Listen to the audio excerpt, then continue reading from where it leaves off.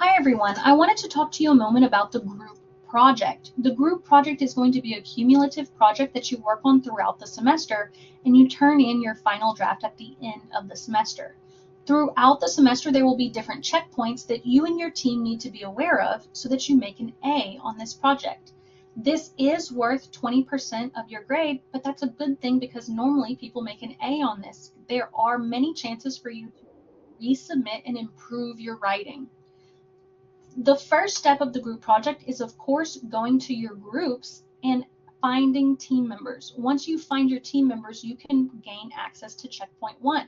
But first, let's look at the overview and see what it is that we're actually doing. What we're actually creating by the end of the semester is going to be a magazine, a science magazine. Now this science magazine is really up to you and your creativity, what the font looks like, what the spacing looks like, what the pictures look like. That is entirely up to you. But each team member will be contributing one article. So for instance, this magazine had 5 different students as part of their team, and each one of those team members wrote an editorial. At the end of the semester, we're going to take all of those editorials and combine them into one magazine spread. You do need to include your citations, the college name, all of that will be included, but we'll go over those instructions later on. Right now, you only need to worry about step 1. Step 1 is going to be finding an article. So how do I find an article to write about? Well, the article is going to be found in the LSCPA library. We'll go there in a second.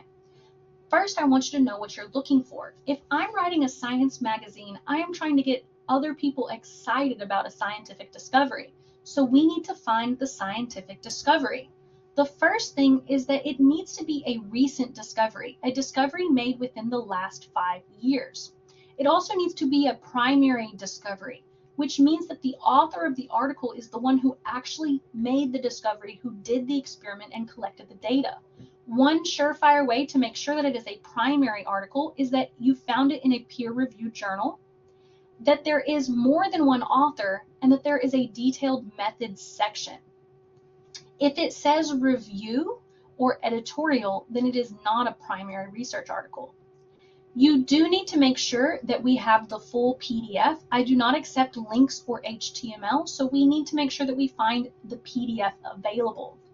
The article needs to be relevant to science, but science is such a wide subject that you could research anything you wanted to as long as it was a primary research article.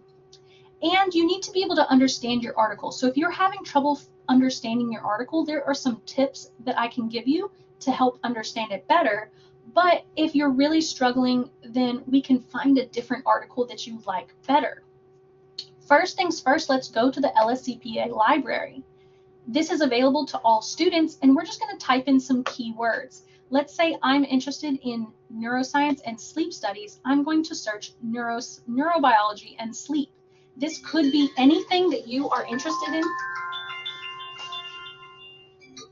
This could be anything that you are interested in, though. If you're interested in basketball, search basketball. If you're interested in a certain population, maybe Latinx, then you can look those things up and find a primary research about that. So let's search. When I search neurobiology and sleep, you'll notice that I get way more articles than I could possibly search through. So here I have 9,690 results.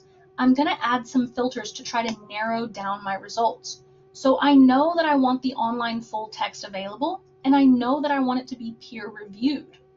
I also know that I want it to be within the past 5 years. And the source should be an academic journal. If it's a magazine, a book, or a dissertation, it is not a primary research article, so I only want academic journals. Once I apply that filter, notice that I go down to 1,000, which is much more manageable. So you can look through these titles, click on them, see which one makes the most sense to you. I would avoid things that say review. If it says review or it only has 1 or 2 authors, then it's probably not a primary research article. It is a review, which means they are researching using other people's primary research. So I'm going to look at, see this says editorial, we don't want an editorial. I'm going to look at this one. When I'm looking at this one, this is not the full PDF, so do not print this and give it to me. Do not save this and give it to me. This is just a quick fact sheet.